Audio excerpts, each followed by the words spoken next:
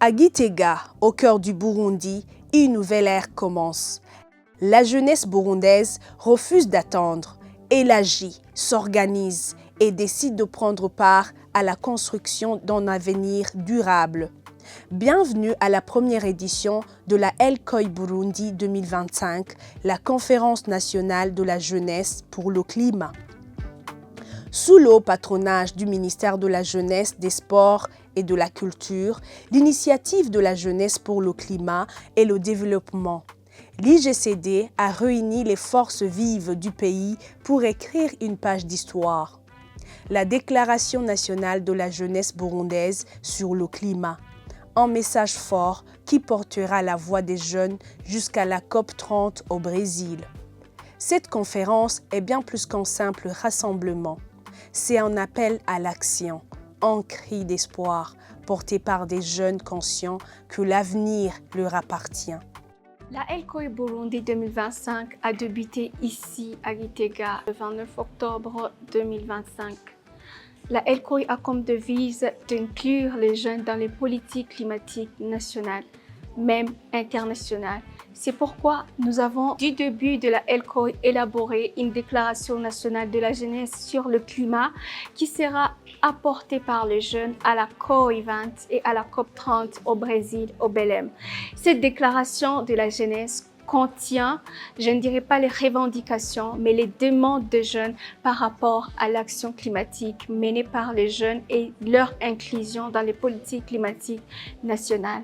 Donc, ça a été une plateforme d'action, d'engagement où les jeunes se sont décidés de retourner chez eux et de combattre le changement climatique avec leurs initiatives qui sont déjà là.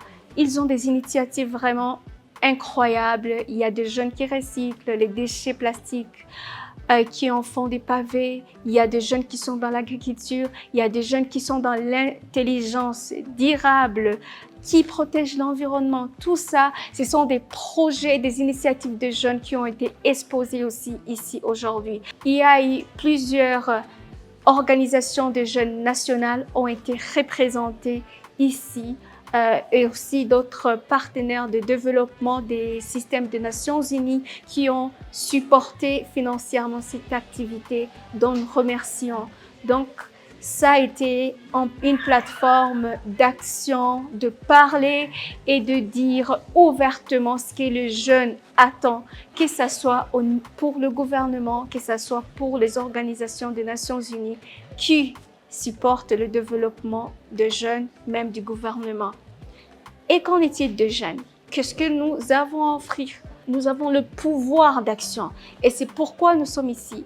C'est vrai que le pouvoir des décisions, nous ne l'avons pas encore, mais avec notre action, avec notre jeunesse, avec notre énergie, nous pouvons faire plus de choses, comme ce qu'on a exposé, ce que nous faisons déjà. C'est pourquoi nous appelons le gouvernement, nous appelons les agences des Nations Unies à ne pas seulement consulter les jeunes, mais aussi les impliquer à chaque étape, que ce soit de l'élaboration de la CDN 3.0, que ce soit l'élaboration des plans nationaux d'adaptation dans tous les secteurs de l'environnement, du climat, et nous voulons que la voix des jeunes soit représentée.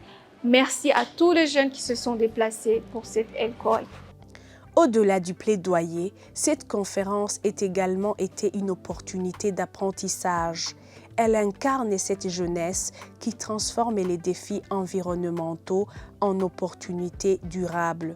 Ce que je viens de bénéficier, c'est qu'on ne peut pas lutter contre le changement climatique. Le changement climatique existera toujours.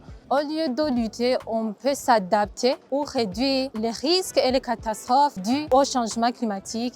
Les autres pays se sont développés en détruisant leur pays, leur nature, mais nous, au Burundi, on a la chance de se développer en préservant notre environnement et en valorisant notre nature. Merci beaucoup. Par ailleurs, la déclaration de la jeunesse burundaise validée au terme de cette conférence est d'une portée mondiale. Sa mission, faire résonner la voix des jeunes burundais jusque dans les négociations internationales sur le climat. En parlant de la déclaration des jeunes, C'est un document qui contient des propositions des jeunes qui font auprès du gouvernement sur le changement climatique. Cette déclaration va être soumise à la COP30 qui va se passer au Brésil pour que les décideurs mondiaux puissent voir ce que les jeunes subissent afin de prendre des décisions conséquentes. La El Khoury Burundi 2025 marque un tournant décisif. Elle révèle une génération qui choisit l'action, la solidarité et la vision, parce que protéger la planète, c'est protéger notre avenir commun.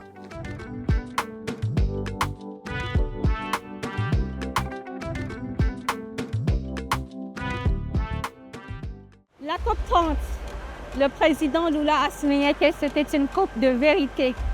Donc les États devraient se dire la vérité. Les pays vraiment qui ont accepté, qui ont donné leur accord pour le financement, il est temps qu'ils donnent ce financement. La COP de vérité, parce qu'il n'est plus question d'attendre. Le changement climatique devient de plus en plus une urgence. L'Afrique a besoin d'une action concrète. Et à cette COP-là, COP30, moi, j'aimerais que les jeunes soient de plus en plus impliqués dans les politiques climatiques nationales, même dans les politiques climatiques internationales, parce que dans le futur, ce seront les jeunes qui auront les postes de décision. Donc, j'appelle à cette COP, comme le président Lula l'a bien dit, une COP de vérité, que ce soit aussi une COP de donner une place à la jeunesse africaine. Merci.